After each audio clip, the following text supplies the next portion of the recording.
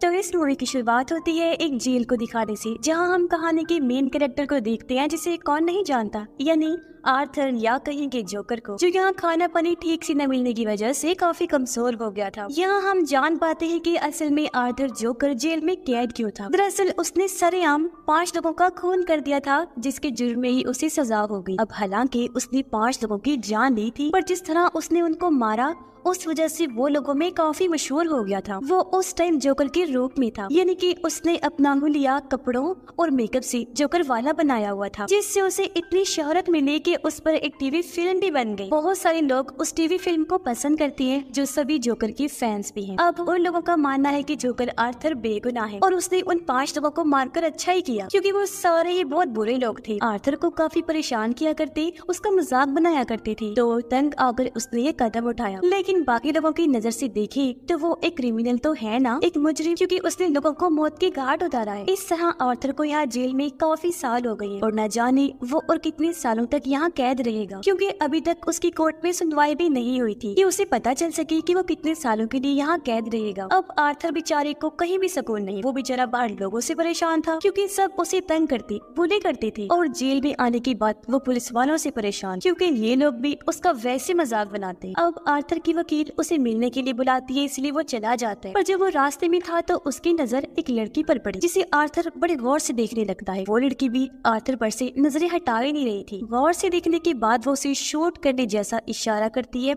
इस लड़की का नाम ली होता है, लेकिन फिर पुलिस वाले आर्थर को वहाँ से ले जाते हैं और वो आकर अपने वकील से मिलता है, जो उसका केस लड़ने वाली। अब एक तरफ उसकी वकील आर्थर का केस तो लड़ रही थी, लेकिन साथ साथ उसका फायदा भी उठा रही। जैसे आजकल आर्थर काफी मशहूर था, तो हर जगह बस उसका ही चर्चा सुनने को मिल रहा था। तो इसी चीज का फायदा उठाकर वकील कुछ रिपोर्टर्स को अपने साथ यहाँ लेकर आती है, ताकि वो आर्थर का इंटरव्यू ले सके। वो बस उसे इतना कह देती है कि ये लोग तुमसे बस थोड़े बहुत सवाल करेंगे और तुम्हें इन्हें अपने बारे में बताना है। तो आर्थर उसकी बात मानकर उठा और इंटरव्यू वाले कमरे में आ जाता है। अब वो ऐसा करना तो नहीं चाहता था, क्योंकि उसे रिपोर्टर्स पसंद नहीं थे, पर अपने वकील की बात मानकर उसे ये इंटरव्यू देना पड़ता है, क्योंकि आखिर वो भी जेल से छूटना चाहता है। अब इंटरव्यू के दौरान उसे कुछ ऐसे सवाल पूछे जाते हैं जो उसे बिल्कुल पसंद नहीं आते। बेशक वो उन सवालों के जवाब दे देता है, लेकिन अंदर ही अंदर उसे बहुत गुस्सा भी आ रहा है, क्योंकि गुजरे हुए बुरे टाइम को उसके सामने ताज़ा किया जा रहा था, जो उसे मुश्किल में डाल देता है। लेकिन वो फिर भी हर सवाल का सच सच जवाब देता है। अब इंटरव्यू की दूसरी वजह आर्थर को चेक करना भी था, यानी कि आए दिन उसके इंटरव्यूज होते रहेंगे, क्योंकि वो लोग चेक करना चाहते थे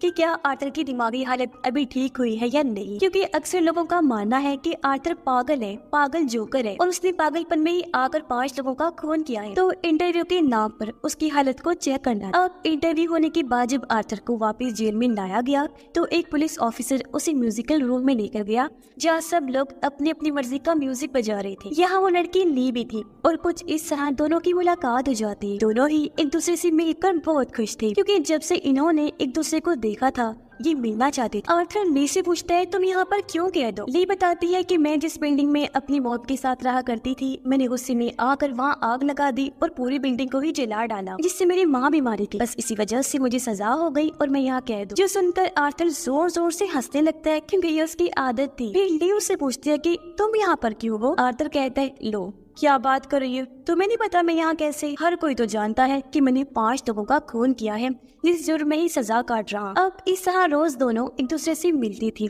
और इनकी दोस्ती हो जाती है। एक दिन तो ली आर्थर को ये तक कह देती है कि चलो हम दोनों यहाँ से भाग चलते हैं, पर वो ये कहकर मना कर देता है कि नहीं नहीं, मैं ऐसा नहीं कर सकता, क्योंकि वो लोग मुझे गोली मार देंगे। असल में ली उसे मन ही मन में पसंद करने लगी और वो यहाँ से भागकर अपने आगे की जिंदगी आर्थर के साथ गुजारना चाहती, पर उसकी मना करने पर जाहिर है ये होने वाला तो था नहीं, इसीलिए ली को थोड़ा बुरा लगता है।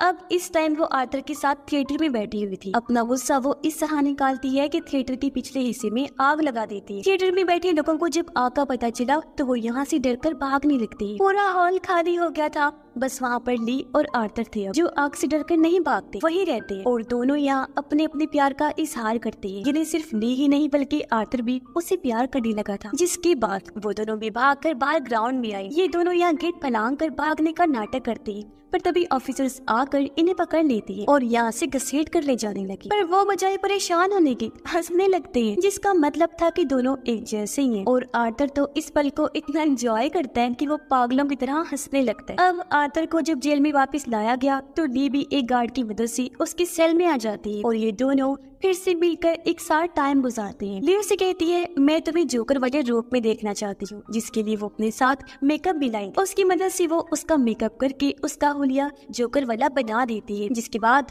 वो काफी इंजॉय करते हैं। अब अगले दिन वकील फिर से आर्थर से मिलने आती है क्योंकि वो उसका एक और इंटरव्यू लेना चाहती थी। वो अपने साथ अच्छी से अच्छी रिपोर्टर को लाती है ताकि वो सवालों के जरिए उसके दिमागी कंडीशन का पता लगवा सके। अब आर्थर अपने गुजरे हुए टाइम पर बात नहीं करना चाहता था क्योंकि वो डिस्टर्ब हो जाया करता था, उसे बुरा लगता था। पर ये रिपोर्टर बार बार उसके पास्ट माजी को लेकर ही सवाल करती थी। अब उसने अपनी माँ का खून भी किया था, जिस बारे में ये वाला रिपोर्टर पूछने लगता है। पर ये सुनकर आर्थर इतना डिस्टर्ब हो गया कि वो रिपोर्टर पर गुस्सा करने लगता है। हालांकि इससे पहले वो शांत बैठा हुआ था, लेकिन सजा पूरी हो गई थी, उसे छोड़ दिया गया था और अब वो जेल से बाहर जाकर टीवी पर आर्थर का इंटरव्यू देख रही हूँ। अब आज इस इंटरव्यू के बाद आर्थर की कोर्ट में पेशी होने वाली थी और जब उसे यानी जोकर को ले जाया जा रहा था तो सड़कों पर उसके चाहने वाले उसके फैंस की लाइन लगी हुई जो आर्थर का ही नाम पुकार रही थी और यहाँ उसे सपोर्ट करने आए थे, उसका साथ देने, क्योंकि वो चाहती थी कि आर्थर जल्द से जल्द जेल से छूट जाए और वो भी एक आजाद जिंदगी जिए। उसे भी जीने का हक है क्योंकि जिन लोगों को उसने मारा है वो इसी लायक थी और ऐसे लोगों का यही अंजाम होना चाहिए। कोर्ट के अंदर आर्थर जब आया तो अपने चाहने वालों में वो ली को भी देखता है। दोनों एक दूसरे को देखकर काफी खुश हो जाते हैं। फिर सुनवाई शुरू हुई तो दूसरा वकील खड़ा हुआ।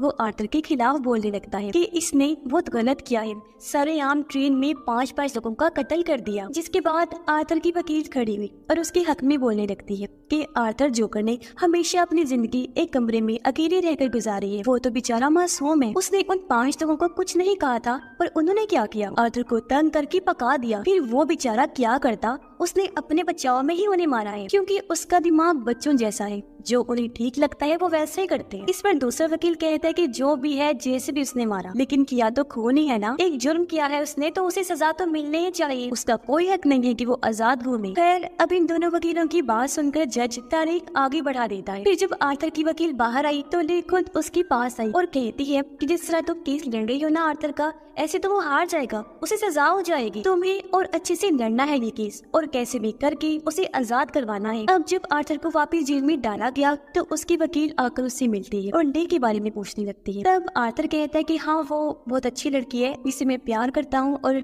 उस पर यकीन रखता हूँ। इस पर वकील कहती है कि तुम उसके बारे में जानते क्या हो, वो तुम्हें धोखा दे रही है क्योंकि देखो उसने कहा था कि मेरी मॉम डैड की मौत हो गई है, पर सच तो ये है कि उसकी डैड एक डॉक्टर है और माँ और बाप दोनों ही अभी जिंदा हैं।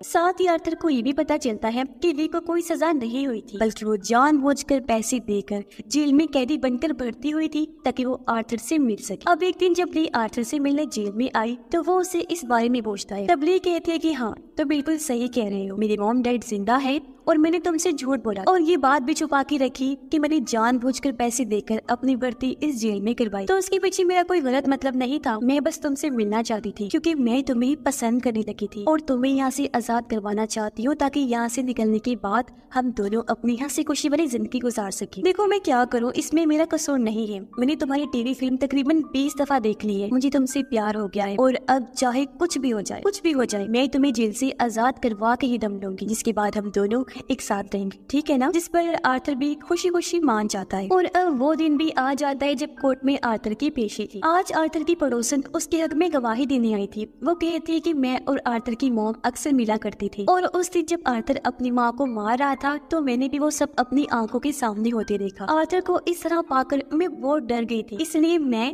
अपने बच्चे को बचाने के लिए उसे लेकर दूसरे शहर भाग गई। पर जब मुझे पता चला कि आर्थर को जेल हो गई है तो मुझे बहुत बुरा लगा और मैं उसके हक में गवाही देने आ पहुंची क्योंकि उस बेचारे के साथ हमेशा गलत होते आया है, उसने कभी किसी का बुरा नहीं चाहा। और हाँ, जब आर्थर अपनी माँ को मार रहा था तो उस टाइम वो जोकर वाले रूप में था। तब मैंने गौर किया कि ये आर्थर नहीं बल्कि ये तो सचमुच का जोकर है। इसलिए मेरा मानना है कि जितने भी खून हुए हैं वो आर्थर ने नहीं किए बल्कि इसके अंदर की छुपे हुए जोकर ने किए हैं, जिसे लोगों ने मजबूर किया है। अब ये सुनकर आर्थर के अंदर जैसे एक हिम्मत सी आ गई थी। उसका इतना दिमाग खराब हुआ कि वो सबके सामने उठकर खड़ा होकर चिल्लाने लगा और जज से कहता है कि अब मैं अपना केस खुद लड़ना चाहता हूँ, मुझे किसी वकील की जरूरत नहीं है। जो कहकर वो अपनी वकील को छोड़कर वहाँ से चला जाता है। उसके इस फैसले से ली भी काफी खुश थी। क्योंकि उसे लग रहा था कि जोकर यानी आर्थर ने ठीक किया है। और अब वो दिन आ जाता है जिस दिन कोर्ट में उसकी पेशी होनी। उसके चाहने वाले बाहर खड़े होकर जोकर के हक में फैसला सुनने के लिए बेचैन थे। आर्थर अब खुद अपना वकील बनकर आता है तो वो जोकर बनकर ये केस लड़ने का फैसला करता है। इसीलिए वो पूरे जोकर वाले गेटअप में यानी कपड़े और मेकअप करके वैसा लुक बनाकर बड़ी आराम से वहाँ बैठा होता है। जैसे सुनवाई शुरू हुई तो उसका मुखालिफ वकील आर्थर के को वर्कर को लेकर आता है, जिसने काफी साल आर्थर के साथ काम किया था और उसे अच्छे से वो जानता था, तो वो भी बता सकता था कि आर्थर कैसा सरफिरा इंसान और जब वो जोकर के रूप में होता है तो वो कैसा बन जाता है। वो कहता है कि ट्रेन में जब जोकर ने उन लोगों का खून किया तो वो सब मैंने खुद होते हुए देखा था, क्योंकि हम दोनों एक साथ ट्रेन में चढ़े थे। उसकी ये बात सुनकर आर्थर जोकर खड़ा हुआ। वो कहता है, अच्छा ये बताओ, जब मैं उनका खून कर रहा था तो तुमने किसे देखा? तो वो भी बिल्कुल पड़ोसन वाली ही बात कहता है कि मैंने आर्थर के अंदर जोकर को देखा जो ही उन लोगों का खून कर रहा था। अब उसकी इस गवाही पर आर्थर का दिमाग खराब हो जाता है एक बार फिर, और वो पुलिस वालों के खिलाफ उल्टा सीधा बोलने लगता है। वो कहते हैं कि ये लोग ऐसे हैं कि इन्हें किसी गवाहों किसी सबूतों की जरूरत नहीं पड़ती। इन्हें जो मिलता है चाहे वो कसूरवार हो या ना हो, ये उसे उठाकर जेल में ले जाकर बंद कर देते हैं। और अगर उस दिन ट्रेन में पुलिस सही टाइम पर आ जाती तो वो भी देख लेते कि कसूर किसका है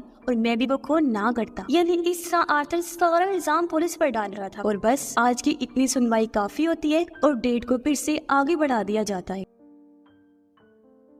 लेकिन जब बेचारे आर्थर को वापस जेल में ले जाया गया तो पुलिस उसे सबक सिखाने के लिए ले जाती है, क्योंकि आज उसने पुलिस के खिलाफ जो इतना बोला था तो उससे सबको बहुत गुस्सा था और वो उसे सजा देने के लिए उसे बहुत पीटते हैं। जी भरकर मारपीट करने के बाद वो उसे वापस उसके सेल में लाकर छोड़ देती है। अब 2 दिन बाद फिर से पेशी का दिन आ जाता है। आज तो ली भी जोकर वाले रूप में तैयार होकर आई हुई थी, क्योंकि उसे पूरी उम्मीद थी कि आज तो आर्थर लाजमी रिहा हो जाएगा। पर हम आर्थर के रूप में जो जोकर था उसके चेहरे पर मायूसी साफ साफ देख पाते हैं, क्योंकि वो हार मान चुका था। वो आखिर फिर कह ही देता है कि हाँ मैं मानता हूँ, मैंने बहुत गलत किया है और मुझे इस बात की शर्मिंदगी है, मैं अपना गुनाह कबूल करता हूँ। ये सुनकर ली को इतना गुस्सा आता है कि वो अपने लोगों समेत कोर्ट से उठकर वहाँ से बाहर चली जाती है, क्योंकि वो नहीं चाहते थे कि जोकर हार माने और कोर्ट के सामने इस चीज को कबूल करे। पर क्योंकि उसने अपने मुंह से अपना गुनाह कबूल कर लिया था तो ये केस तो अब वैसे भी खत्म हो गया था और अब बारी थी उसकी सजा सुनाने की। इसलिए वो जोकर से वापस अपने नॉर्मल रूप में आ जाता है और पता नहीं क्या सोचकर